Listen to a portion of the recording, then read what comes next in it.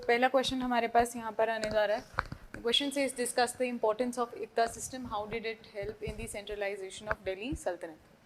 तो इक्ता सिस्टम बहुत ही famous system है और लैंड रेवेन्यू सिस्टम से रिलेटेड दिल्ली सल्तनत के अंदर ये बहुत इंपॉर्टेंट रोल प्ले कर रहा है. तो दैट इज़ वाई इसका क्वेश्चन इट्स बट ऑब्वियस. ठीक है, तो ये इंपॉर्टेंट टॉपिक है, इसको प्रिपेयर तो करना ही है.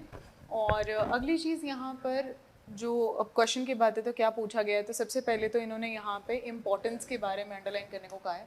इम्पोर्टेंस क्या है, नंबर 1. नंबर 2, यहाँ पे पूछा है कि किस तरीके से सेंट्रलाइजेशन में ये हेल्प कर रहा है. तो इम्पोर्टेंस क्या थी, किन किन वजह से इसको लाया गया था, इससे क्या पर्पस फुलफिल हो रहा था, उसके बारे में हमने बात करनी है. फिर उसके बाद हम लोग बात करेंगे कि कैसे ये सेंट्रलाइजेशन में हेल्प कर रहे हैं. अब एकता सिस्टम के बारे में जब आप इंट्रोडक्शन लिखने जा रहे हो तो सबसे पहले तो बता दो, एक्सप्लेन कर दो ये क्या है. ठीक है, सिंपल तरीके से. टेरिटोरियल असाइनमेंट है जो कि दी जाती थी एडमिनिस्ट्रेटिव ऑफिसर्स को in lieu of their salaries in cash. तो लैंड में पे करते थे और इन रिटर्न ये जो ऑफिसर्स थे क्या करते थे, यहाँ से टैक्स कलेक्ट करते हैं और मेंटेनेंस ऑफ द ट्रूप्स भी करते थे. और जो रेस्ट अमाउंट था फवज़िल जिसको कहते थे वो राजा को वापस दे देते थे, सुल्तान को देते थे. ठीक है, rest of the amount. Importance की अब जहाँ तक बात है तो इम्पॉर्टेंस में आप देखो हम क्या लिखेंगे यहाँ पे कि स्टेट सिस्टम का एक बहुत बड़ा पिलर के फॉर्म में हम इसे देखते हैं. कैसे, क्योंकि इसी के ऊपर बेस्ड है सारा का सारा रेवेन्यू सिस्टम. तो obviously it is a major pillar क्योंकि यहाँ पर आपको ये हेल्प कर रहा है किसके अंदर, इकोनॉमिक सॉलिडिफिकेशन के अंदर या इकोनॉमिक कंसोलिडेशन आपकी यहाँ पर करवा रहा है.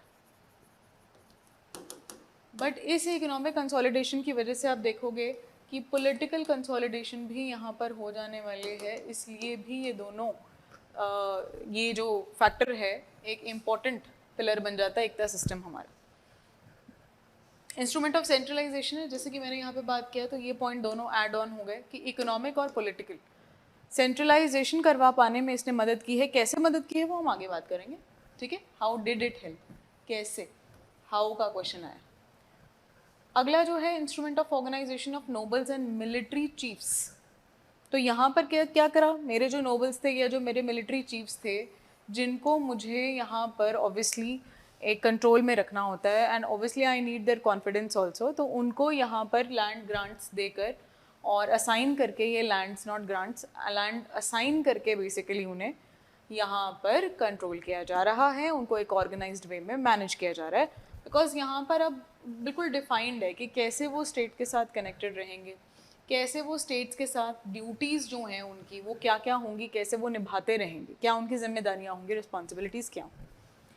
अगला यहाँ पर बनता है हमारे पास served as the system of provincial governance. Provincial governance की बात यहाँ पर आई तो बिल्कुल ग्राउंड लेवल तक जाके, ऊपर लेवल पर तो फिर भी राजा के डायरेक्टली अपॉइंटेड ऑफिसर्स हैं, लेकिन नीचे लेवल पर जाके आपको जब मैनेज करना हो वो बड़ी बात थी.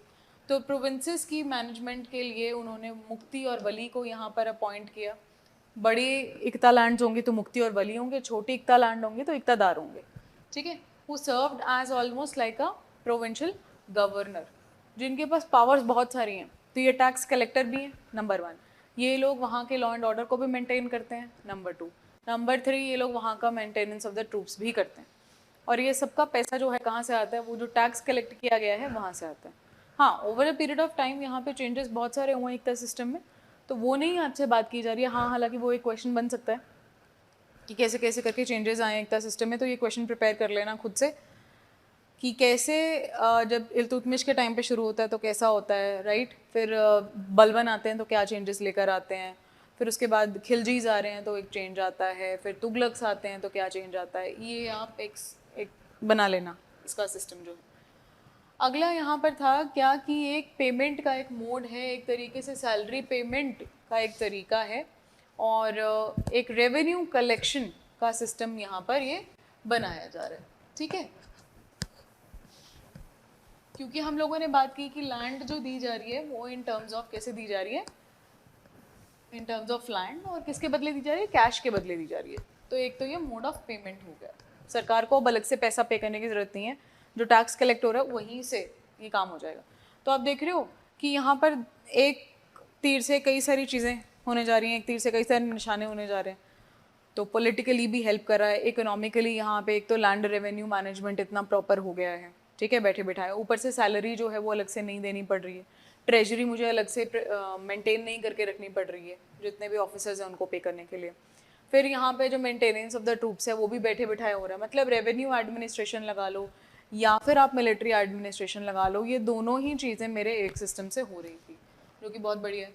ठीक है, तो रेवेन्यू कलेक्शन का काम यहाँ पर हो गया मेरा।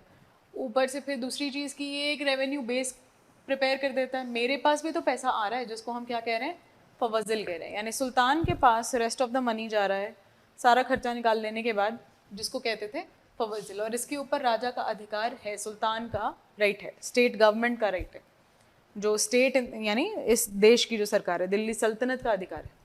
System of maintenance of troops, ये हम बात कर रहे थे कि मिलिट्री एडमिनिस्ट्रेशन में ये मदद कर रहा है, तो ये भी आप लिख सकते हो। ठीक है, it provided the basis for land grant system and provided a background for Jagir system. आने वाला जो जागीर सिस्टम है उसके लिए एक बेस प्रोवाइड करने जा रहा है ये। और आप देखोगे बहुत सारी सिमिलैरिटीज़ जो हैं इन दोनों सिस्टम्स के अंदर होंगी। थोड़ा बहुत चेंजेस आते रहते हैं क्योंकि टाइम चेंज होता है, पॉपुलेशन की नीड्स डिमांड्स चेंज होती हैं, तो उसके हिसाब से सिस्टम के अंदर भी चेंजेस लाने पड़ते हैं। फिर आगे देखेंगे हम कि किस तरीके से सेंट्रलाइजेशन के अंदर इसने हेल्प करी है हमारी।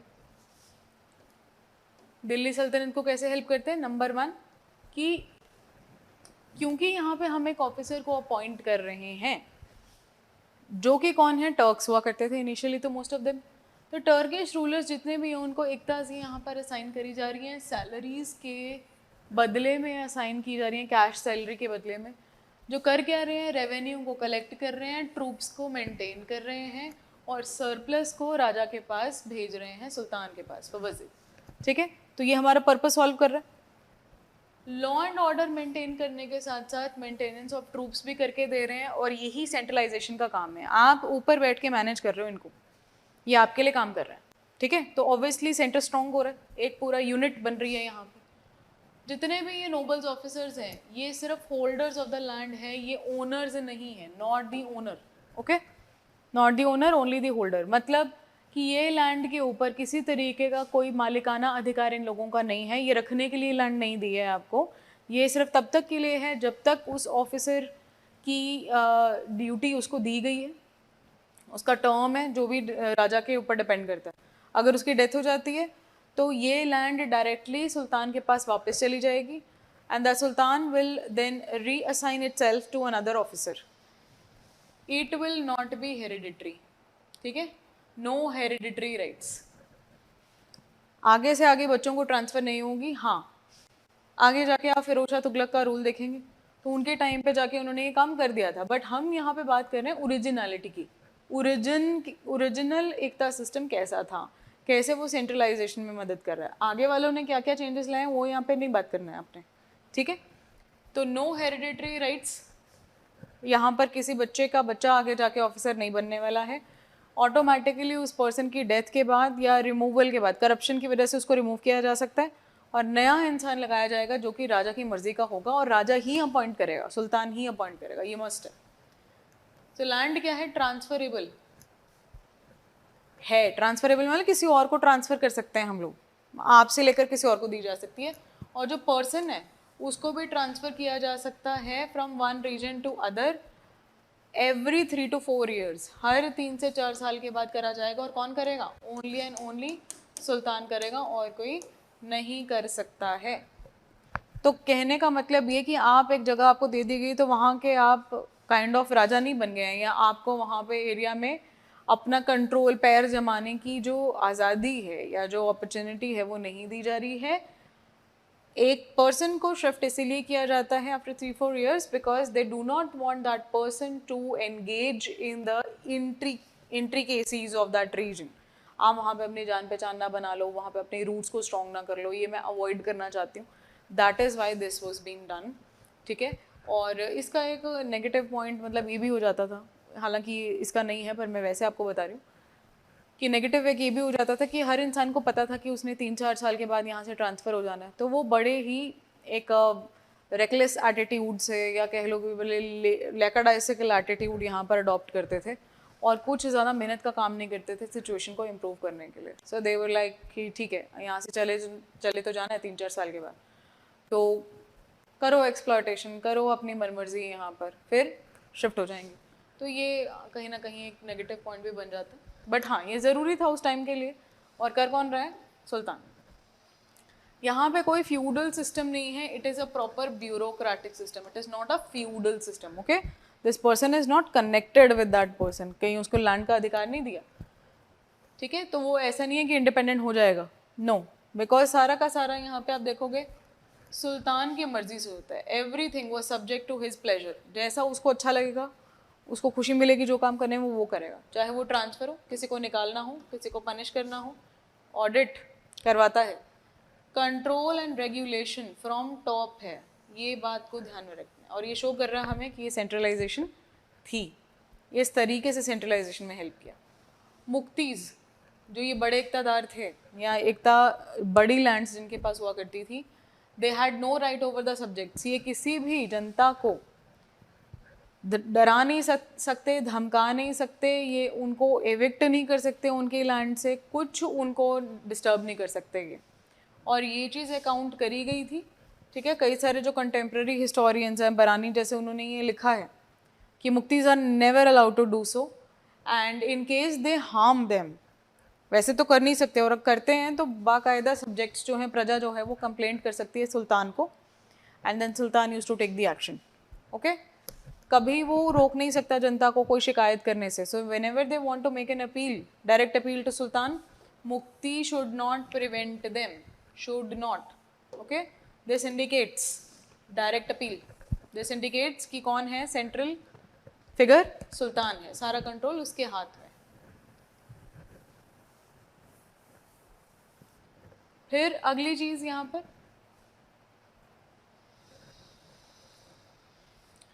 जो भी लॉज को वायलेट करता है, सुल्तान उसको डिसमिस कर देता था, स्ट्रिक्ट एक्शन लेता था उसके खिलाफ.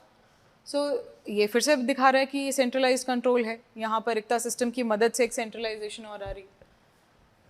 Kings like Balban Alauddin Khilji had emphasised over the recovery of fawazil, कि देना ही देना. Fawazil is the right of the state, that is the right of the government, right of Delhi सल्तनत.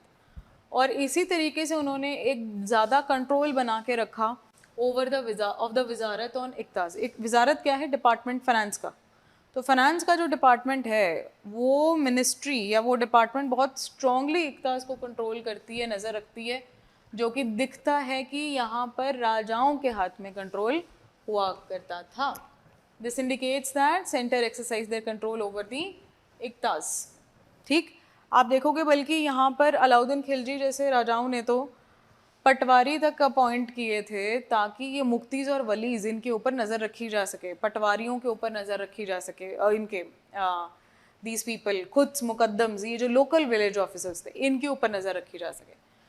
पटवारीज हो गए, फिर से ऊपर डिस्ट्रिक्ट में देखें तो कानूनगो हो गए. मतलब ये कुछ ऑफिसर साथ में लगाए गए हैं लैंड रिकॉर्ड्स को मेंटेन करने के लिए, सो दैट कि अगर कभी कल को जाके कोई डिस्क्रिपेंसी नज़र आती है, कोई मिसमैच नज़र आता है कि जितना कलेक्ट किया था और जितना होना चाहिए था, अगर वो मैच नहीं कर रहा है, so there is a problem, there is corruption. ठीक है, ऐसा वहाँ पर चेक रखने के लिए कई ऑफिसर्स लगाए गए. फिर से दिखाई दे रहा है कि centralisation. So we can say that कि सुल्तान was the ultimate authority who could make changes in the इक्ता according to the changing circumstances. यही मैं आपसे कह रही थी कि जैसे जैसे चेंज होते जाएंगे राजा, वैसे वैसे सिस्टम के अंदर भी आप कुछ चेंजेस को देखोगे which reflects centralized control. तो राजा ही कर रहा है चेंज फिर से. ठीक है, कोई और नहीं कर रहा है.